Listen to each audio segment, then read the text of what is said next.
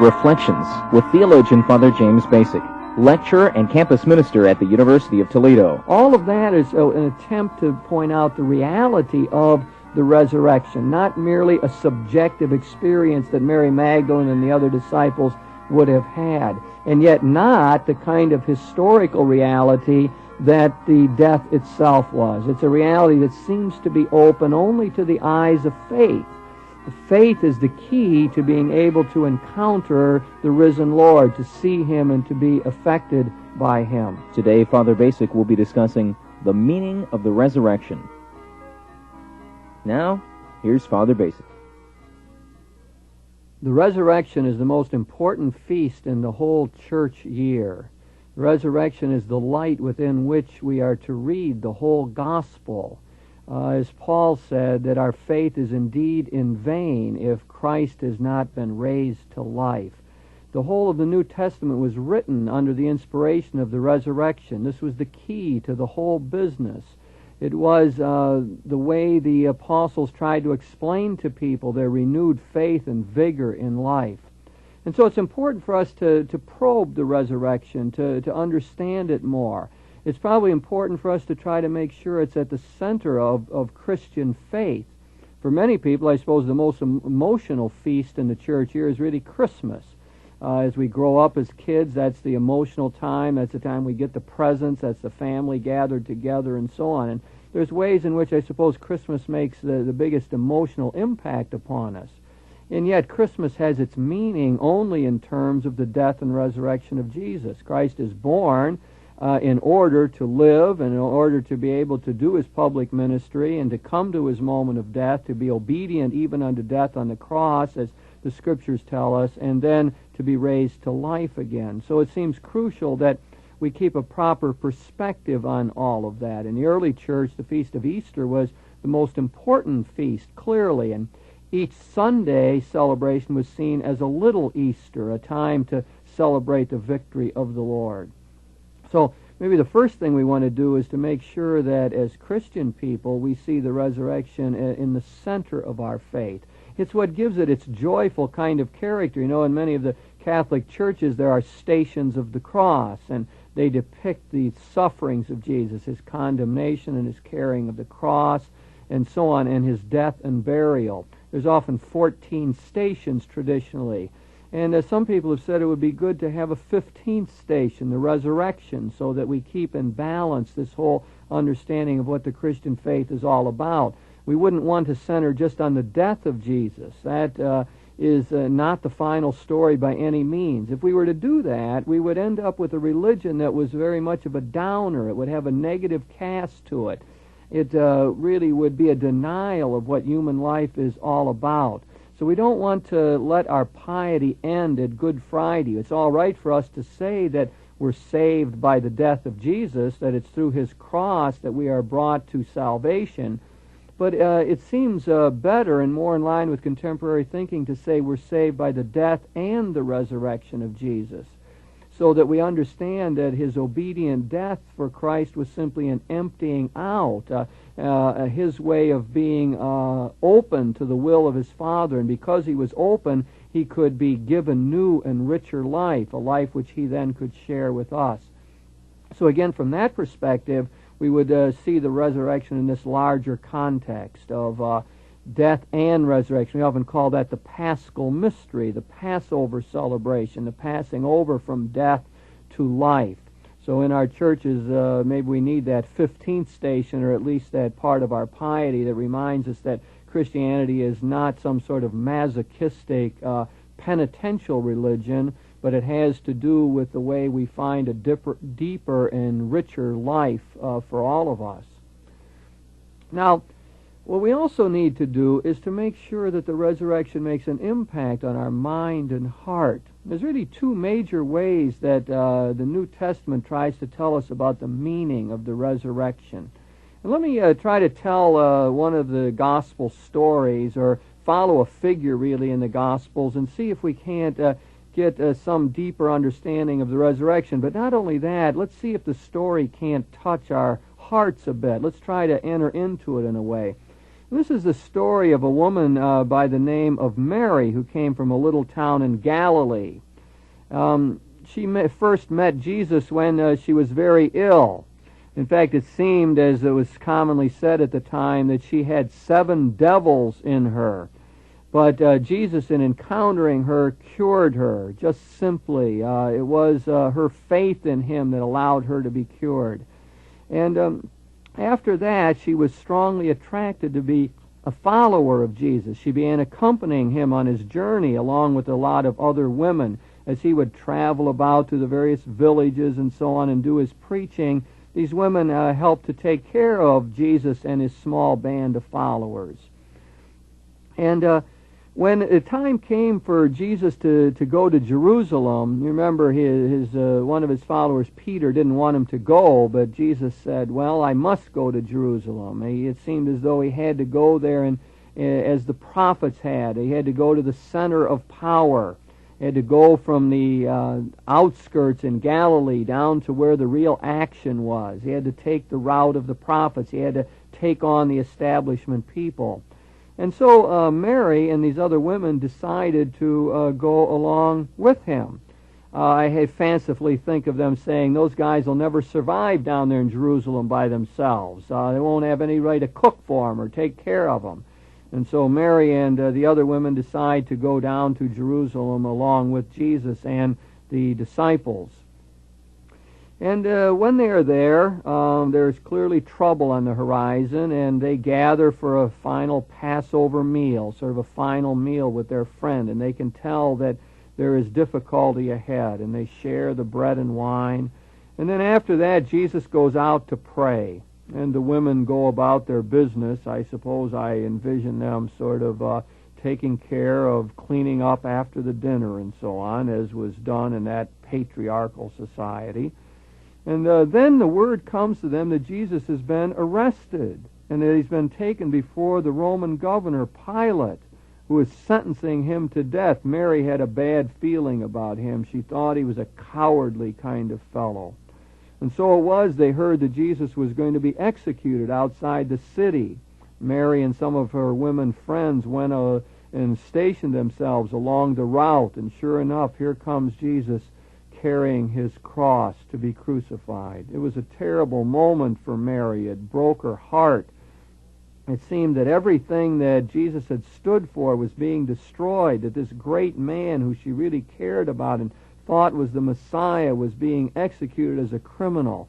It was one of the darker moments for her, and she stood off with some of the other women at a distance watching this terrible event. And suddenly, while they heard him cry out in an unusually loud voice. In his weakened state, they were surprised.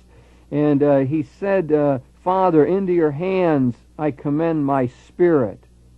And they could tell, even from a distance, it was at that point that he did hand over his spirit and that he died.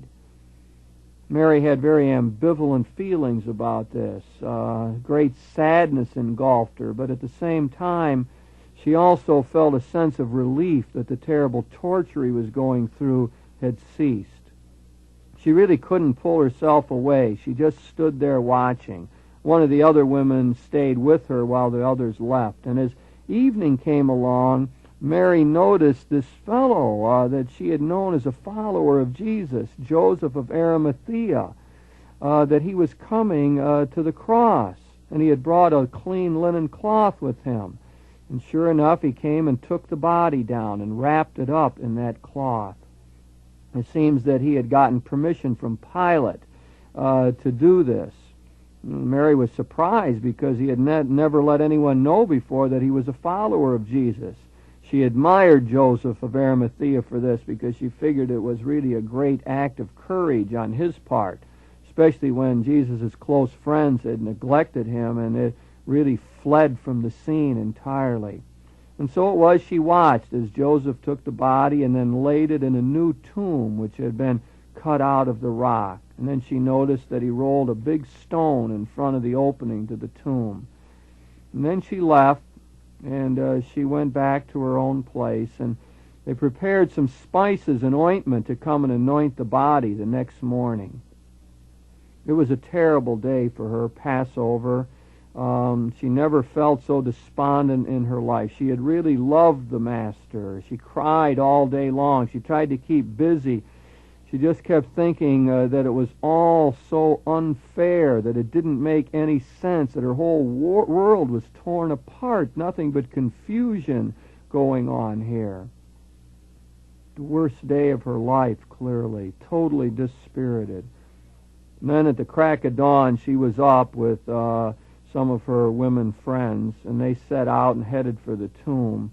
They kept wondering how they were going to move that big rock that was covering the opening to the tomb. And as they got closer, they could see that the stone had already been rolled back. And so she went into the tomb, and there, when she looked in, she saw a young man there in a white robe sitting at the right side, and he said, "Don't be afraid. You're looking for Jesus. He has been raised up. He's not here. Go tell his disciples and Peter he's going ahead of you to Galilee, where you will see him, just as he said." Well, Mary and her friends were so startled and confused. They didn't know really what was happening at all to them. Some of the others started to head back to tell the disciples as they were told, but Mary lingered. She didn't know exactly why. She took her time, and the other women went ahead of her.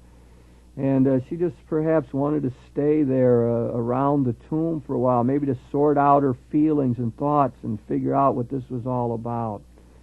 And as she was wandering around there, she thought she saw the gardener there. And she thought, well, maybe he knew who had taken the body or where it was. So she went up to the gardener to ask him this, and the man who she thought was the gardener looked at her and just said one simple word: Mary. And in that very instant, she knew immediately that it was the Master, that it was Jesus, that he was alive. And she looked at him and she just said one word back: Master. And she wanted to embrace him. She was so filled with joy. Unbelievable kind of peace flowed into her. She wanted to just embrace him, but he said, "No, don't touch me," for he had not yet ascended to the Father. He said, "Go to the brethren and tell them, I ascend to my Father and to your Father, my God and your God." She was beside herself. She didn't want to tear herself away, and yet she could tell the way the Master said it that he really meant it, that she was not to linger. So she pulled herself away and hurried back to the disciples, and with all this enthusiasm and excitement, she comes bursting into the room where they were hiding. They were afraid of that they were going to be apprehended along with the other people, and that their Master's fate might be their own, that they might be executed as part of this revolutionary plot. So they were in great fear, and she burst into the room, and she tells them, "I've seen the Lord. He's alive. The Master is still living."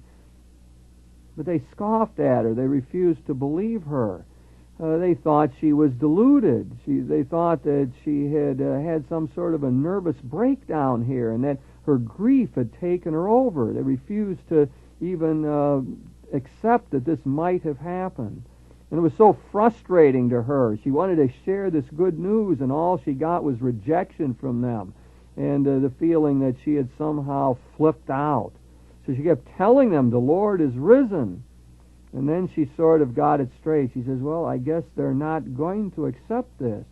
They're not going to accept it on my word. They probably just have to see for themselves. They'll have to have the same kind of experience that I had." But Mary knew deep inside that the experience was real, that she was not crazy, and that she had indeed seen the Lord. And she just waited for the time when the other disciples would see him as well, and when she could share her joy with them. Well, that's a familiar story to us. It is the story of one Mary Magdalene. You'll notice that I interpreted the story in a particular way, that not to say that Mary was a prostitute, as is often thought, but to interpret the line that she had 7 devils as meaning she had a serious illness, and that indeed in this illness she had been cured by Jesus. It helps to put a little different slant on the story, and reminds us of Mary's role really as one of the first disciples, as one of the first witnesses to the faith. And you read through the resurrection accounts, you'll see it's hard to tell who Jesus really appeared to first, but at least in this passage that I chose to highlight here, this story of Mary Magdalene, she is the very first one to see Jesus, a woman privileged to be the original witness, even to go tell Peter and the other close followers of Jesus that the Lord had risen. It puts her in a much more positive light. She's seen not just as a prostitute who was converted and so on, but as a very religious woman who had been faithful to the Lord throughout all of his travels, who had come down to Jerusalem with him, who had witnessed this terrible event, who had been totally dispirited, and then comes to the amazing, unbelievable kind of conviction that Jesus had been raised to life. She is privileged to see him and given the task of sharing that with others, of witnessing to this remarkable truth.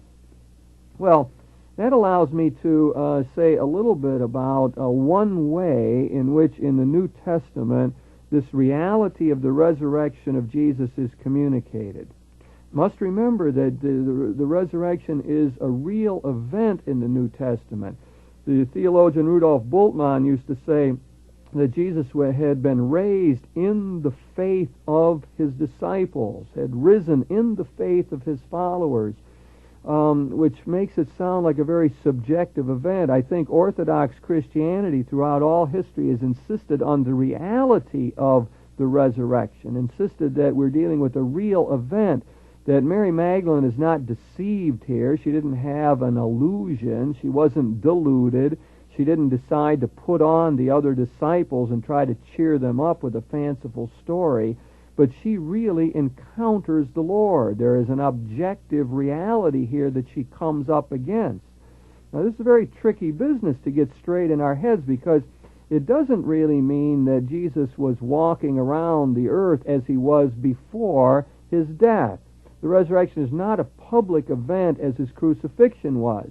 In Tacitus, for example, we read that Jesus Christ was crucified under the reign of Pontius Pilate. We know that this was an historical event. Here we're dealing with a real-life figure. Anybody walking along that road, passing Calvary, could have seen Jesus hanging there.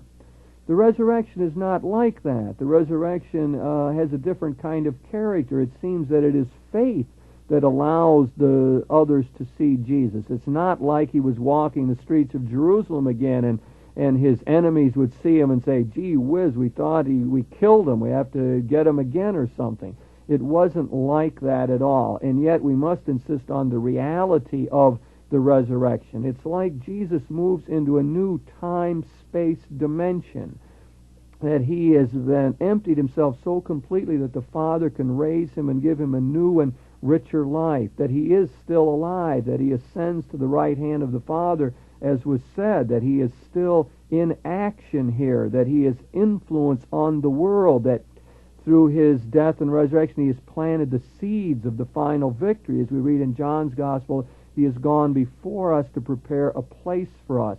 All of that is an attempt to point out the reality of the resurrection, not merely a subjective experience that Mary Magdalene and the other disciples would have had, and yet not the kind of historical reality that the death itself was. It's a reality that seems to be open only to the eyes of faith. Faith is the key to being able to encounter the risen Lord, to see him and to be affected by him. Now you'll notice one of the important things in this whole story here is the empty tomb. When Mary goes there, the tomb is now empty, and we find this same thing said in the other Gospels. Now, this becomes one of the two major ways that the New Testament tries to picture for us the reality of the resurrection of Jesus. It's a reminder to us that, as Matthew suggests, that the disciples did not steal the body away. That was one of the fears and one of the comments, that the reason that tomb was empty, that indeed the disciples had stolen the body away. But as we hear the story from Mary Magdalene's side, we remember that, well, the disciples were totally surprised that the body was there. They didn't steal it away. Matthew tries to, use the story in that way. And when Luke talks about the empty tomb, it is for the purpose of reminding us that Jesus has been taken up to God. It's what we call a rapture has occurred in the case of Jesus. He has been taken to the Father's right hand, ascended to the place of power so that he can be operative, influential in the whole world. So the empty tomb does not, exactly prove the resurrection, but it is one way in which the disciples tried to point out the reality of the fact that Jesus had been raised to life by the Father. Now let me try to make this same point perhaps in another way. Let me remind you of another story. This is in Luke 24. You remember the story now. The two disciples are walking along the road from Jerusalem to Emmaus, and as they're walking along, a stranger comes up to them, and the stranger begins to engage them in conversation, and he says they look very glum, and they're down, despondent, and depressed. And Jesus says to them, what's going on here? Why are you so upset? And they say, well, are you the only one who doesn't know what's been happening? This Jesus of Nazareth, we thought he was the Messiah. We thought that he was going to bring the kingdom. We were supporters of his cause. We were his followers. We had put all of our trust in him, and now he's been executed as a criminal. It's all over. The cause is down the drain. Of course we're despondent. In fact, we're getting out of Jerusalem. It's not even safe to be there. We're heading off to Emmaus. And so as they walked along, the stranger began talking to them. And he talked to them about their common Hebrew scriptures. And he explained to them what their scriptures meant when it talked about the prophets and the great teachings. And they had a marvelous religious conversation going on. And when they finally got to Emmaus then, Jesus, the stranger, was going to go on. And, they had enjoyed his company so much. He had lifted up their spirits. They felt better than they had all day in his company, and they felt like they had learned a lot. And so they said, why don't you stay with us for a while? We'd like to carry this conversation on. Why don't we have dinner together? And so it was that they prevailed upon the stranger to stay with them. And as they went on, they sat down to eat, and as they broke bread together and shared the bread, suddenly they realized that the stranger in their midst was Jesus himself. Their eyes were opened. The faith was stirred up. It was Jesus, and at that very moment, he disappeared from their midst. And they were so excited, and they were no longer fearful. And they headed back to Jerusalem, and they wanted to tell everybody about the fact that they had really seen the Lord. And they got back there to tell the disciples. They were so excited, and the disciples had already had a similar kind of experience. They also had come to know that the Lord had been raised to life. Well, that's Luke 24. It's a marvelous story of the resurrection of Jesus. Again, it's the second great way in which the Bible, the New Testament, the Gospels, try to tell us about the reality of the resurrection. We commonly call those the appearance accounts. And you can't help remembering as you hear that appearance story on the road to Emmaus of the celebration of the Christian Eucharist. You can even see the two parts, the liturgy of the Word and the liturgy of the Eucharist. So as they were going along the road and Jesus talked to them about the Scriptures, later on they said, "Were not our hearts burning within us?" as he explained the Scriptures to us. And so any kind of a Christian person who has celebrated the Lord's Supper immediately in hearing that story says, "Oh yeah, that's like the liturgy of the Word. That's the reading of the Scriptures. That's the homily. That's the whole purpose of it, to enlighten us, to inspire us, to help us get in touch with the Word of God." And then they come and sit down, and in the breaking of the bread, sharing of the bread, they come to know him. They recognize him. And surely Christian people, when they hear that story, think immediately of the Eucharist, of the consecration of the bread and wine, of communion, and of sharing the body and blood of Christ. And it is, again, the call to see the Lord in that particular event. to be able to get in tune with Jesus, that just like the disciples on the road, the real call is to recognize the Lord in the breaking of the bread. That's the opportunity that Christian people have and celebrate on their weekend liturgies, to recognize Christ with the eyes of faith. And so this becomes then the second great way in which the New Testament tries to tell us about the reality of the resurrection of Jesus. Now, there are many appearance stories in the gospel. The story appearance to Mary Magdalene is one. The appearance to Peter and to the followers. Jesus being out on the water and coming in. They recognize Jesus and when he cooks breakfast for them on one occasion.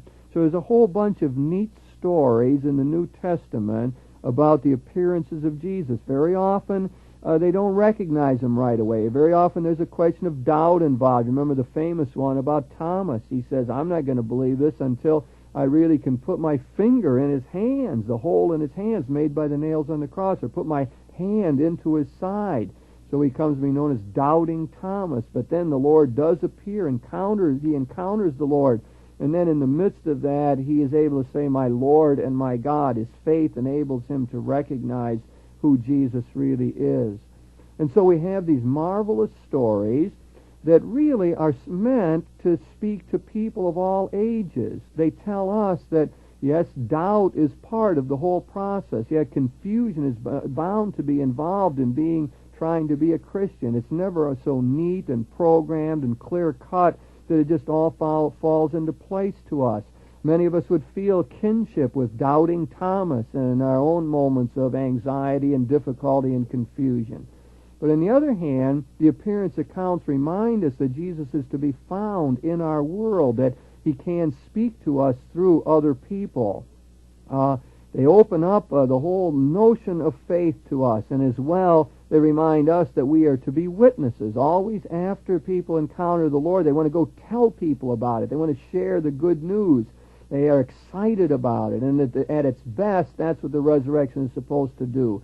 That is the essence of the good news. It's supposed to gear us up. We're supposed to feel it emotionally. We're supposed to want to witness to this. Maybe not on a soapbox and maybe not preaching and so on, but more by example, by just living out the whole Christian message. And so Feast of Resurrection really is the key to the whole of Christian life. It's the essence of it. It's the whole of the faith in a nutshell. It says this Jesus was what he claimed to be. He was the Son of God. He was the great Savior. He is the final prophet, that his cause is vindicated. And that is the great message of hope that the resurrection is for all believers.